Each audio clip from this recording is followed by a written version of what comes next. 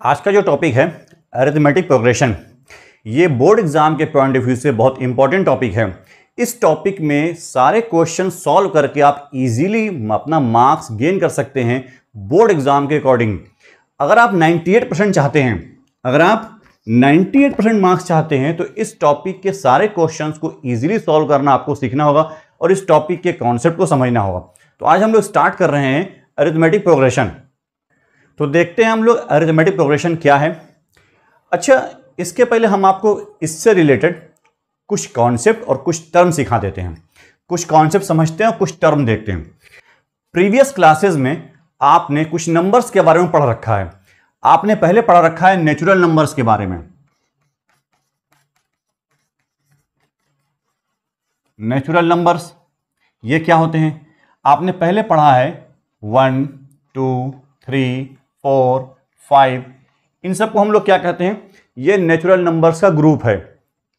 अब उसके बाद आपने जो पढ़ा होगा ऑड नंबर्स के बारे में। Odd numbers 1, 3, 5, 7, 9, 11 and so on, ये आपने ऑड नंबर्स भी पढ़ रखे हैं। उसके अलावा आपने कुछ और नंबर्स भी पढ़ रखे होंगे। आपने प्राइम नंबर्स के बारे में पढ़ा होगा। Prime numbers 2, 3, 5, 7, 11, 13 and so on. आपने 3 टाइप के नंबर जरूर पढ़े होंगे प्रीवियस क्लासेस में। अब हम इन नंबर्स से रिलेटेड कुछ बातें आपको बताते हैं। ये सारे नंबर्स एक फिक्स पैटर्न के हैं। ये सारे नंबर्स एक फिक्स पैटर्न पे हैं।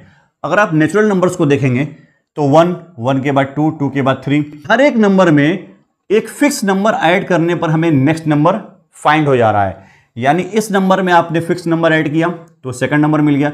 इसमें वही नंबर ऐड किया जो इसमें ऐड कर रहे हैं तो हमें थर्ड नंबर मिल गया। यानी यहां पर भी 1 ऐड किया तो 2 मिल गया, 2 में 1 ऐड किया तो 3 मिल गया, 3 में 1 ऐड किया तो 4 मिल गया। इस तरह से एंड सो ऑन ये आगे बढ़ता जा रहा है। यही पैटर्न आप देखेंगे ऑड नंबर, यहां पर भी एक पैटर्न है। हमने देखा कि जो पहला ऑड नंबर हमारा है 1, इसमें हमने एक फिक्स नंबर ऐड किया तो हमें सेकंड नंबर मिला, और उसी नंबर में जो पिछला नंबर ऐड किया था वही ऐड किया तो थर्ड नंबर मिला। यानी यहां पर भी हमने 2 ऐड किया तो हमें सेकंड नंबर मिला 3, और 3 में ऐड किया 2 तो हमें ये नंबर मिल गया। अगला हमको ऑड नंबर मिल गया। अब 5 में फिर हमने 2 ऐड किया तो हमने उसके बाद वाला ऑड नंबर मिल गया। इस तरह से यहां पर भी जो नंबर्स का पैटर्न आप देख रहे हैं, एक फिक्स पैटर्न पे ये बात आगे बढ़ती चली जा रही है। अब हम प्राइम नंबर की बात करते हैं। प्राइम नंबर में देखते हैं हमको पहला नंबर जो हमारा प्राइम है वो 2 है, सेकंड नंबर 3 है, थर्ड नंबर 5 है। यहां जो पैटर्न है वो इससे थोड़ा अलग है। यहां क्या पैटर्न है, यहां हम देखते हैं जो भी प्राइम नंबर है, इस प्राइम नंबर के हर एक नंबर का सिर्फ और सिर्फ 2 फैक्टर है। यानी ऐसे नंबर्स का ग्रुप जिनका सिर्फ और सिर्फ 2 फैक्टर होगा वो प्राइम नंबर है। हमने देखा 2 पहला नंबर है, ये इसके 2 फैक्टर हैं 1 और 2। 3 हमने देखा इसके भी 2 फैक्टर है 1 और 3। 5 हमने देखा इसके भी 2 फैक्टर है 1 एंड 5। 7 1 and 7, 11 1 and 11। यानी हर वो नंबर जिसके सिर्फ और सिर्फ 2 फैक्टर हों वही प्राइम नंबर है, और इन्हीं के ग्रुप को हमने यहां पर रखा है। तो प्राइम नंबर्स में भी एक पैटर्न, फिक्स पैटर्न है कि ऐसे नंबर्स का ग्रुप है जो जिन नंबर्स का फैक्टर जो हो सिर्फ 2 होगा, सिर्फ ओनली 2 फैक्टर्स होंगे, ऐसे नंबर्स का ग्रुप यहां पे प्राइम नंबर्स की कैटेगरी में है।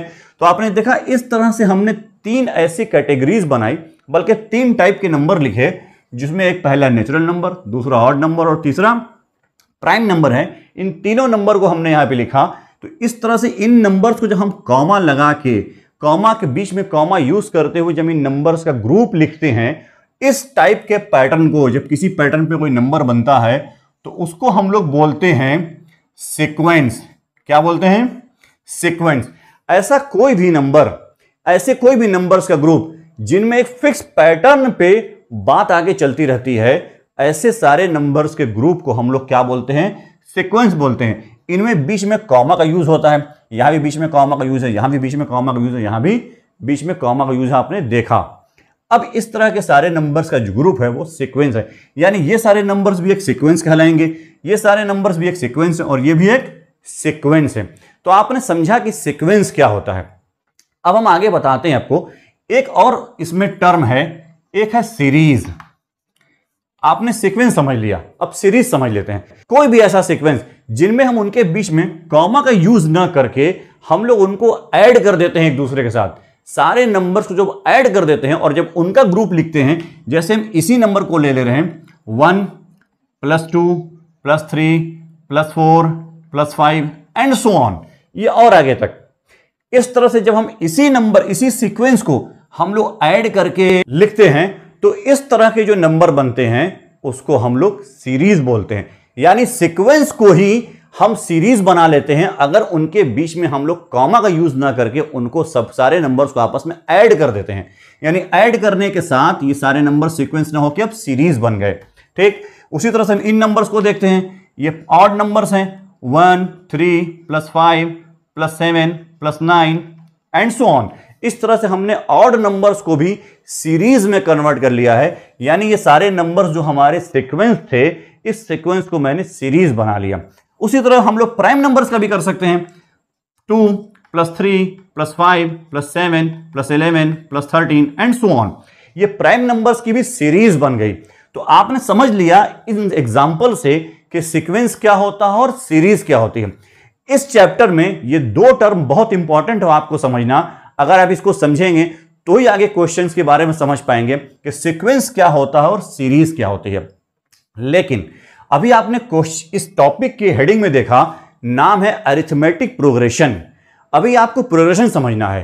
तो ये जो सीक्वेंस है और एक सीरीज है।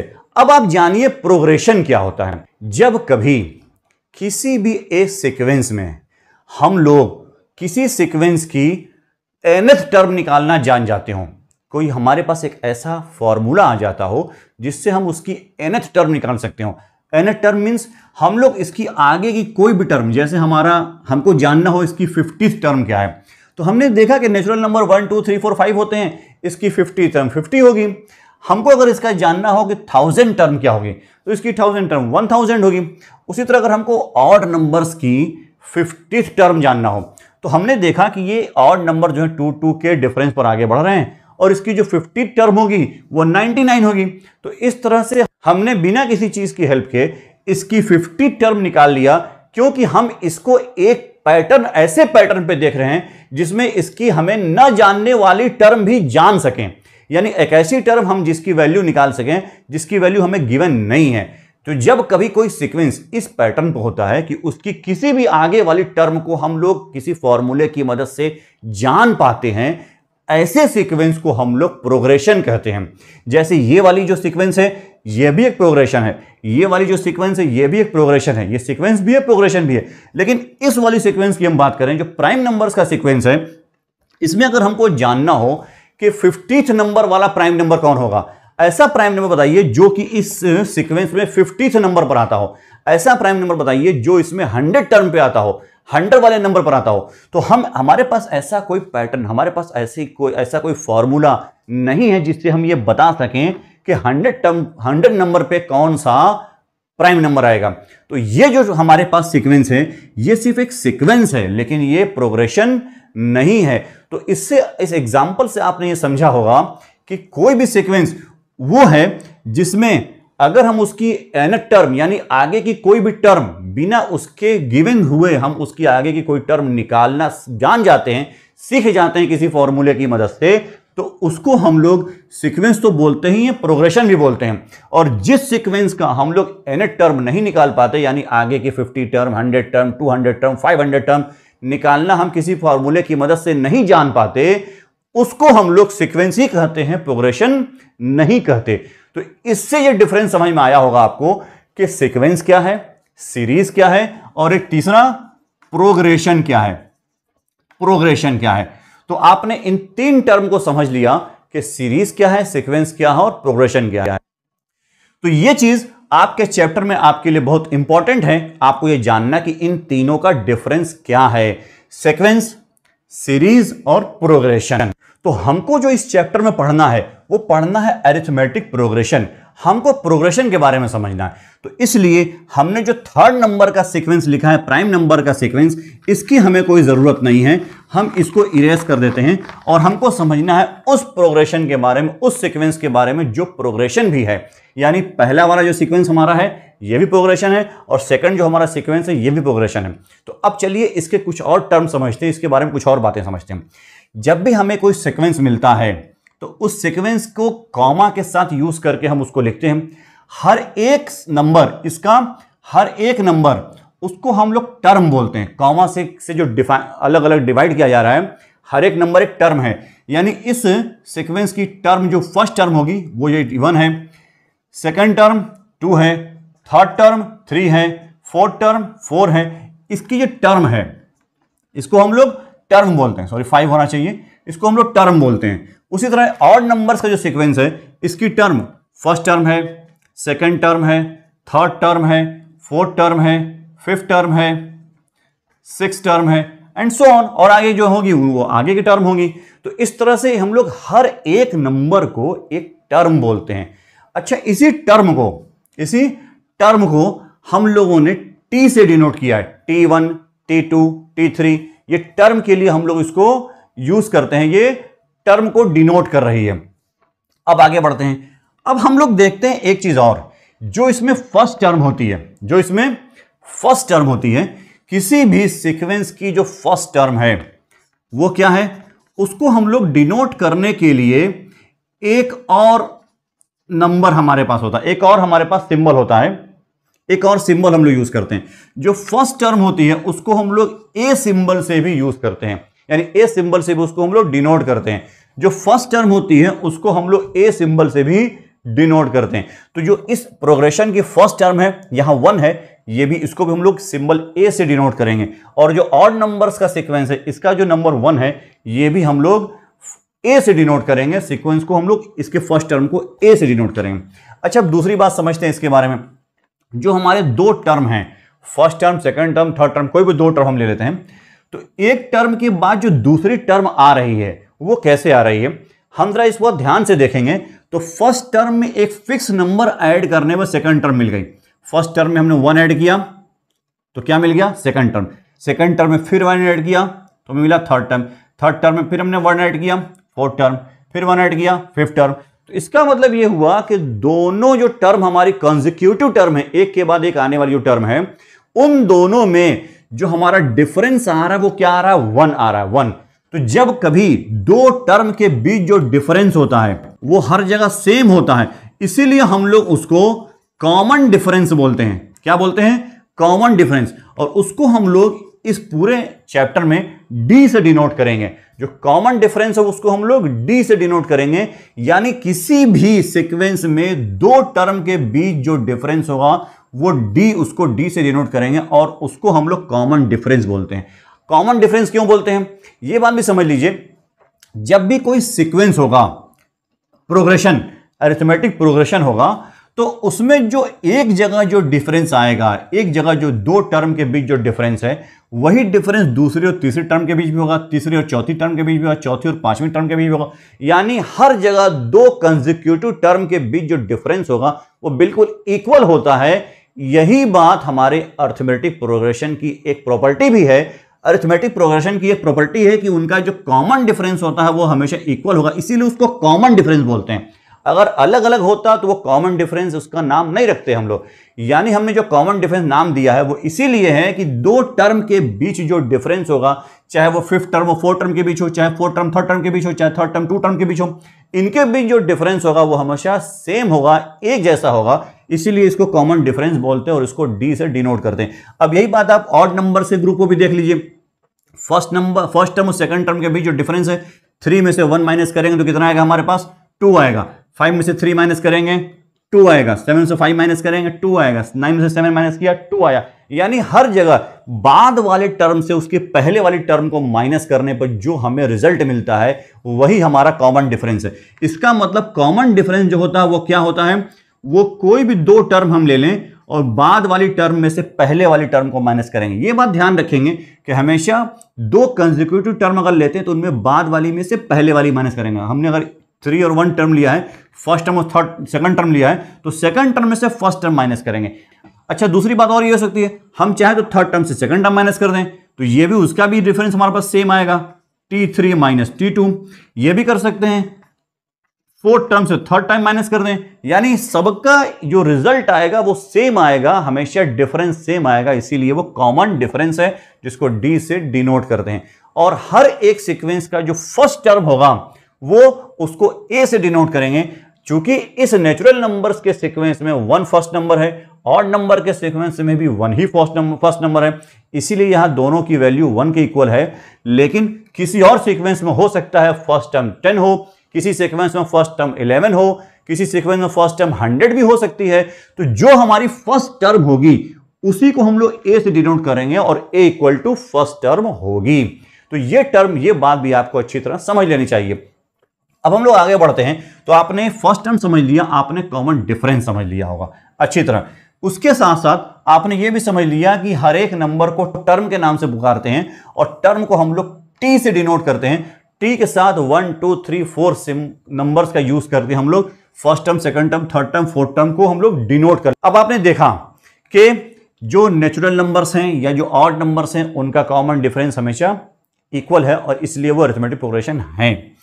अब एक बात और इसमें समझनी है आपको, वो ये समझना है कि हमने यहां पर सारे टर्म्स को जो सिंबल के तौर पे बताया आपको, वो T1 T2, मैंने टी लेटर, इंग्लिश के अल्फाबेट के टी लेटर का यूज करते हुए टर्म्स को डिनोट किया। T1 T2 T3 ये टर्म्स को डिनोट कर रहे हैं। उसके अलावा एक और चीज हम लोग यूज करते हैं टर्म को डिनोट करने के लिए। जो फर्स्ट टर्म हमारी है जिसको हम लोग ए से डिनोट करते हैं, तो इसी फर्स्ट टर्म के लेटर के बेस पे हम लोग फर्स्ट टर्म को A1, सेकंड टर्म को A2, थर्ड टर्म को A3, A4 इस तरह भी डिनोट करते हैं। यानी A1 A2 A3 भी हमारी टर्म को डिनोट करती है। इस तरह से हम लोग जो भी आगे की टर्म होगी, यहां A5 A6 सॉरी यहां A6 और आगे सो ऑन, हम यहां पर भी A1 A2 A3 A4 A5, तो ये इसको हम लोग टर्म को ए सिंबल के साथ भी यूज करते हुए डिनोट करते हैं। यानी बहुत सारे क्वेश्चंस में आपको ये A1 A2 A3 A4 term के नंबर्स के तौर पर मिलेंगे और कुछ क्वेश्चंस में हो सकता है कि आपको T1 T2 टर्म के नंबर्स के लिए यूज किया हुआ मिले। तो आपको ये बात दोनों समझ लेनी है कि अगर हमको T1 T2 T3 मिल रही है, इसका मतलब वो भी टर्म को डिनोट कर रहा है, और A1 A2 A3 मिल रहा है तो भी ये टर्म को ही डिनोट कर रहा है। दोनों बातें टर्म को डिनोट करती हैं। आपने देखा कि यहां टर्म को डिनोट करने वाले दो अलग हमने सिंबल समझ लिए हैं। अब एक बात और समझ लेनी चाहिए कि आपको अगर क्वेश्चन इस टाइप से मिलते हैं, कभी आपके सामने कोई एक सीक्वेंस आ जाए और उसके बारे में ये पूछा जाए कि ये बात बताइए कि ये एक अरिथमेटिक प्रोग्रेशन है कि नहीं, यानी शॉर्ट में उसको हम एपी बोल रहे हैं, एपी है कि नहीं, तो आपको किस तरह से इस बात को प्रूव करना है कि वो एपी है कि नहीं। आप इजीली क्या करेंगे, उसके टर्म 2 से टर्म 1 को सब्ट्रैक्ट करेंगे। अगर उसका आंसर टर्म 3 से टर्म 2 को सब्ट्रैक्ट करने के बाद जो आंसर आता है दोनों इक्वल हैं, इसका मतलब वो एपी है। या टर्म 4 से टर्म 3 को सब्ट्रैक्ट करने पे जो आंसर आता है वो अगर इक्वल है, इसका मतलब ये एपी है। अगर ये आपस में इक्वल नहीं आते हैं, इसका मतलब ये एपी नहीं है। तो अक्सर क्वेश्चन जो है आपको छोटे क्वेश्चन इसी टाइप के 1 नंबर्स के आ जाते हैं कि आप एक एपी मिलेगी, सॉरी आपको एक सीक्वेंस मिलेगा और प्रूफ करना है कि वो एपी है कि नहीं है। तो इस तरह से आप T2 - T1 equal to T3 - T2 equal to T4 - T3, अगर ये आपस में इक्वल आते हैं इसका मतलब ये सीक्वेंस एक एपी है। इक्वल नहीं आते हैं इसका मतलब ये सीक्वेंस एपी नहीं है। तो ये टर्म आपको समझ लेनी चाहिए कि इस तरह से आप किसी क्वेश्चन को सॉल्व कर लेते हैं। अब आप आगे की बात करते हैं। जरा हम एक बात और समझते हैं, गौर से देखते हैं। यहां पर जो हम लोगों ने टर्म को डिनोट किया है, टी से भी डिनोट किया और A1 A2 A3 से भी डिनोट किया है। हमने टी से भी डिनोट किया है, T1 T2 T3 से भी, और A1 A2 A3 से भी डिनोट किया। हम इसमें से कुछ चीजें जरा इरेज करते हैं और आपको एक नई बात समझाते हैं, एक नया कॉन्सेप्ट। आपने देखा जो हमने भी बताया आपको कि जो फर्स्ट टर्म होती है वो ए होती है, तो हमने ए सिंबल फिर यूज कर लिया है। सेकंड टर्म जो है वो फर्स्ट टर्म से सेकंड टर्म से फर्स्ट टर्म को माइनस करने पे जो हमें फाइंड होता है वो क्या होता है, कॉमन डिफरेंस, जिसको हम लोग डी बोलते हैं।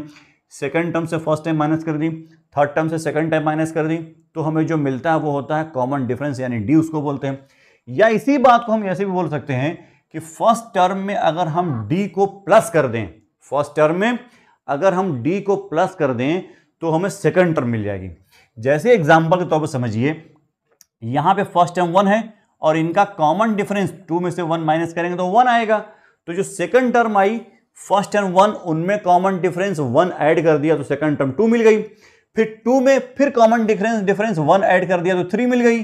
3 में फिर कॉमन डिफरेंस 1 ऐड कर दिया तो 4 मिल गई।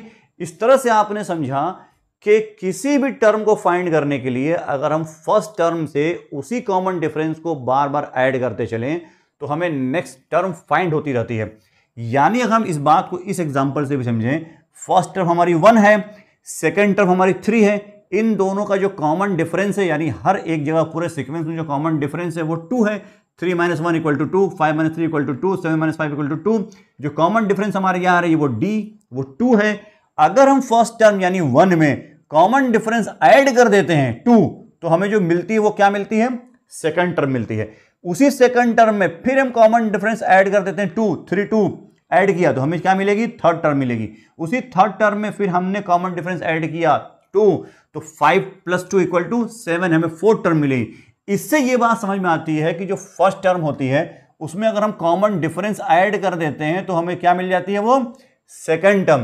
तो सेकंड टर्म को हम सिंबल के तौर पे क्या लिख सकते हैं? a + d, first term plus common difference. अच्छा, थर्ड टर्म पाने के लिए हमें क्या करना होगा? a + d, एक बार तो d था ही, एक बार और d हमने ऐड कर दिया, हमने a + d कर लिया। इसका मतलब हम इसको डायरेक्ट इस तरह से लिख सकते हैं a + 2d, 2d हो गए हैं 2d। उसी तरफ हम यहां लिख सकते हैं a + 3d, यहां लिख सकते हैं a + 4d। तो हमने देखा कि जो कॉमन डिफरेंस है उसको फर्स्ट टर्म में ऐड करते हुए पहली बार जब हम लोग सेकंड टर्म फाइंड करना चाहते हैं तो 1d ऐड कर देते हैं, थर्ड टर्म फाइंड करना चाहते हैं तो 2d ऐड कर देते हैं, फोर्थ टर्म फाइंड करना चाहते हैं तो 3d ऐड कर देते हैं। इस तरह से अगर हमको 10th टर्म फाइंड करनी हो, यहां पे a 10th, अगर हमको 10th टर्म फाइंड करनी हो तो वो क्या हो जाएगा? a प्लस जितनी टर्म हमारे पास है, आप गौर से देखेंगे जितनी टर्म है उससे 1 कम d हम ऐड कर रहे हैं। यानी 5th टर्म पे 4d, 4th टर्म पे 3d, 3rd टर्म पे 2d, एक कम d, यानी यहां पे क्या करेंगे हम लोग? 9d ऐड करेंगे। अब इसी बात को आगे समझते हुए हम ये कह सकते हैं अगर हमको nth टर्म फाइंड करनी हो, क्या फाइंड करनी हो? nth टर्म, किसी भी एपी की nth टर्म फाइंड करनी हो तो हम n से 1 कम d उसके फर्स्ट टर्म में ऐड कर देंगे। यानी जो हमारा फर्स्ट टर्म उसका होगा a प्लस n से 1 कम n - 1 इंटू d, सॉरी इसको मैं फिर से लिख दे रहा हूं, a plus n - 1 into d। ये जो हमारी बनेगी वो क्या बनेगी? वो nth टर्म बनेगी। यानी कि 10th term, 11th term, 12th term, n की कोई वैल्यू हो सकती है, n एक नेचुरल नंबर है, उसकी कोई वैल्यू हो सकती है, हो सकता है 20 हो सकता है 25 हो सकता है 100 हो। तो जिस भी नंबर की टर्म ये होगी उससे 1 कम d अगर हम उसके फर्स्ट टर्म में ऐड कर देंगे तो हमें वो nth टर्म मिल जाएगी। यानी इससे हमारे पास एक फॉर्मूला बना कि किसी की भी nth टर्म फाइंड करनी हो, क्या फाइंड करनी हो?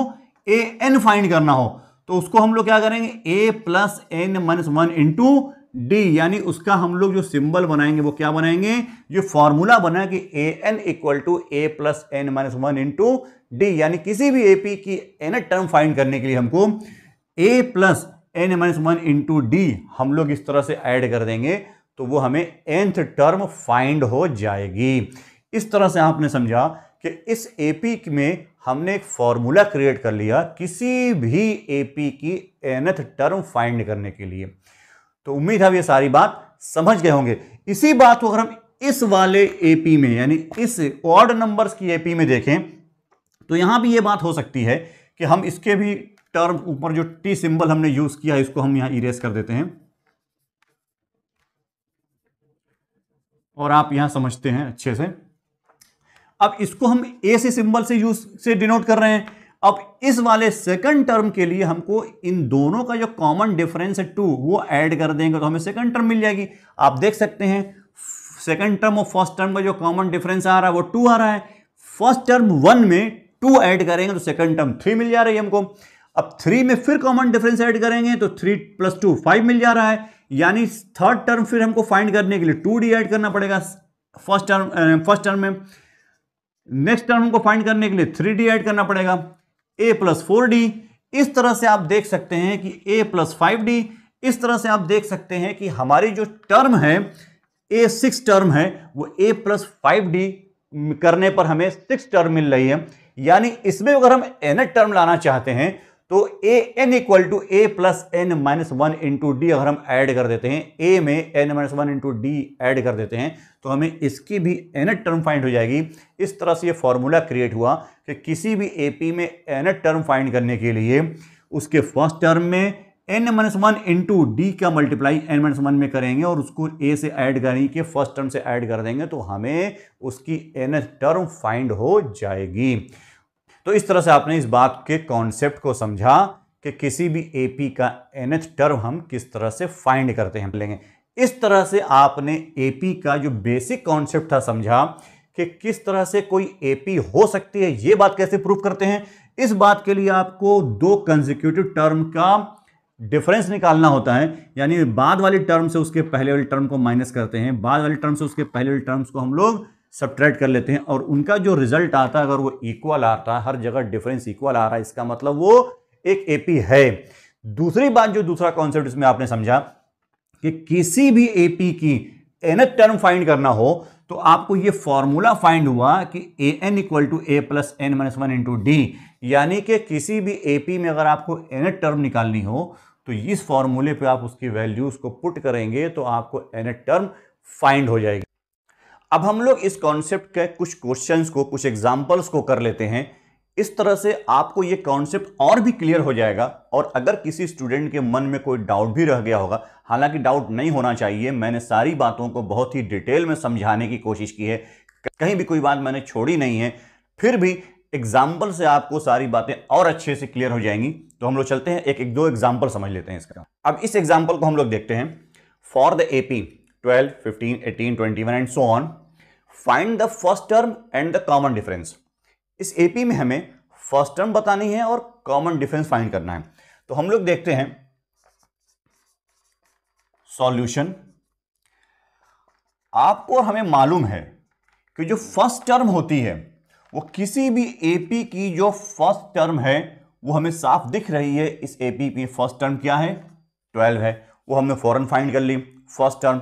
अब दूसरी बात जो इसमें फाइंड करने को कहा गया वो कहा गया कॉमन डिफरेंस। कॉमन डिफरेंस इसको हम लोग डी से डिनोट करते हैं। ये हम लोग दो कंसेक्यूटिव टर्म को आपस में सब्ट्रैक्ट करके फाइंड करते हैं। तो हमने T2 में से T1 सब्ट्रैक्ट कर लिया, T2 minus T1 equal to 15 minus 12 equal to 3। तो आपने देखा इस तरह से जो कॉमन डिफरेंस आया वो क्या आया, D इक्वल टू 3। और जो फर्स्ट टर्म थी जिसको हम लोग सिंबल A से डिनोट करते थे वो क्या आई थी, 12। इस तरह से क्वेश्चन इजीली सॉल्व हो गया। नेक्स्ट एग्जांपल समझ लेते हैं। नेक्स्ट एग्जांपल है for the list of numbers 11, 15, 19, 23, 27 and so on, they form an AP और नॉट। हमें यह बताना है कि यह जो नंबर्स की लिस्ट है क्या ये एक एपी फॉर्म करती है या नहीं। तो हम इस बात को समझने के लिए देखते हैं, अपना सॉल्यूशन शुरू करते हैं। आप क्वेश्चंस के स्टेप्स को ध्यान से समझेंगे। एग्जाम में आपको स्टेप पे बहुत सारे मार्क्स मिलते हैं, स्टेप में आपकी कहीं कोई गड़बड़ी नहीं होनी चाहिए, यह बात आपको ध्यान रखने की है। सॉल्यूशन शुरू करते हैं। तो जब भी हम लोगों को कभी कोई एपी प्रूव करनी होती है कि एपी है या नहीं, ये जांचना होता है कि एपी है या नहीं, तो हम लोग सबसे पहले कॉमन डिफरेंस निकालते हैं। तो हम लोग अपना कॉमन डिफरेंस निकाल रहे हैं। Common difference D equal to T2 minus T1। पहले हमने ये निकाला। T2 क्या है हमारी, 15 माइनस 11 इक्वल टू 4। अब हम एक बार और डी निकालते हैं। T3 माइनस 2 करते हैं, तब देखते हैं डी क्या आता है।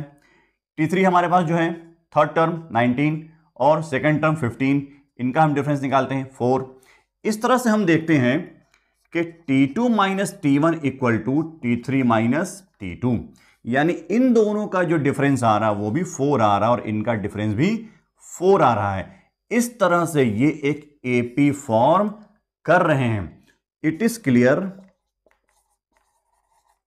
That they form an AP.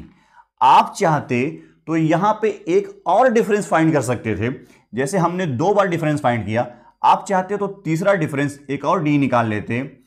T4 minus T3 equal to, आपने देखा T4 23 माइनस 19 इक्वल टू 4, ये फिर 4 आया। तो हम ये भी लिख सकते थे कि T4 minus T3 equal to, यहां पर आप देखते तो इसका डिफरेंस भी 4 ही आया है, तो हम इसको आगे बढ़ा के यहां तक ले लेते और इस तरह से इन तीनों का डिफरेंस जब 4 ही आ रहा है, इसका मतलब ये एक एपी फॉर्म कर रहे हैं। नेक्स्ट एग्जांपल समझ लीजिए। नेक्स्ट क्वेश्चन देखते हैं। Example 21, 26, 31, 36, 41, 46 and so on form an AP. ये जो लिस्ट ऑफ नंबर्स हैं ये एक एपी फॉर्म कर रहे हैं, ये बात हमें गिवन हो गई है। फाइंड इट्स 14th टर्म, हमें इसकी 14th टर्म फाइंड करनी है, यानी हमको T14 फाइंड करना है या हमको A14। हमने आपको पहले बताया कि हम लोग टर्म को T से भी डिनोट कर लेते हैं और A से भी डिनोट कर लेते हैं। तो हम लोग देखते हैं अपना सॉल्यूशन। आपने देखा कि आपको सबसे पहले क्या फाइंड करना होता है, सबसे पहले आप अपना फर्स्ट टर्म फाइंड करेंगे। First term A equal to क्या है, इसमें 21 है। उसके बाद आप कॉमन डिफरेंस फाइंड करेंगे equal to T2 minus T1 equal to 26 minus 21 equal to 5। आपने इस तरह से देखा, हमने टर्म सेकंड से टर्म फर्स्ट को सब्ट्रैक्ट कर लिया, तो हमें जो फाइंड हुआ वो कॉमन डिफरेंस D फाइंड हुआ। अभी आपको जो क्वेश्चन में फाइंड करना है वो क्या फाइंड करना है, 14 टर्म, यानी हमको T14 फाइंड करना है। T14 आपने अभी कुछ देर पहले इसी वीडियो में ये सीखा कि किसी भी एपी की जो nth टर्म होती है, यानी आगे की कोई एक टर्म फाइंड करना हो, उसके लिए हमारे पास जो फॉर्मूला था वो हमारे पास क्या था, Tn, या इसी को हम लोग An भी बोलते हैं, An या Tn equal to A plus N minus 1 into D. ये फॉर्मूला था हमारे पास। इसमें आपके पास जो वैल्यूज हैं उनको आप पुट कर देंगे। एग्जाम्पल के तौर पे आपके पास फर्स्ट टर्म A आपके पास पहले से फाइंड है, आपके पास n यानी किस टर्म को आपको फाइंड करना है, n की वैल्यू जिस टर्म के बारे में बात हो रही है। तो आपको किस टर्म की बात हो रही है, यहां पे किस टर्म की बात हो रही है, A14 की बात हो रही है, यानी T14 की बात है। दोनों एक ही बात है, हम A14 लिख दें T14 लिख दें, दो में से कोई भी एक लिख देंगे वो चलेगा। मैं सिर्फ आपको समझाने के लिए दोनों बातें लिख रहा हूं, आप सिर्फ एक चीज लिखेंगे एग्जाम में, A14 लिख लें या T14 लिख लें equal to 21 first term plus n, चूंकि n की वैल्यू यानी टर्म की वैल्यू यहां पर 14 दी गई है, 14 टर्मों को फाइंड करनी है, तो n की वैल्यू 14 माइनस 1 इंटू डी, जो हमने कॉमन डिफरेंस निकाला वो 5। अब हम इन सबको यहां पर सॉल्व करते हैं। 14 minus 1 13 into 5 equal to 21 plus 13 5 जा 65 इक्वल टू, अब आप इन दोनों को देखेंगे 86। तो इस तरह से आप किसी भी एपी की nth टर्म यानी आगे की एक टर्म आप इस फॉर्मूले से फाइंड कर लेते हैं। तो उम्मीद आप इस बात को अच्छी तरह समझ गए होंगे एग्जांपल से। अब हम लोग आगे नेक्स्ट क्वेश्चन को समझते हैं।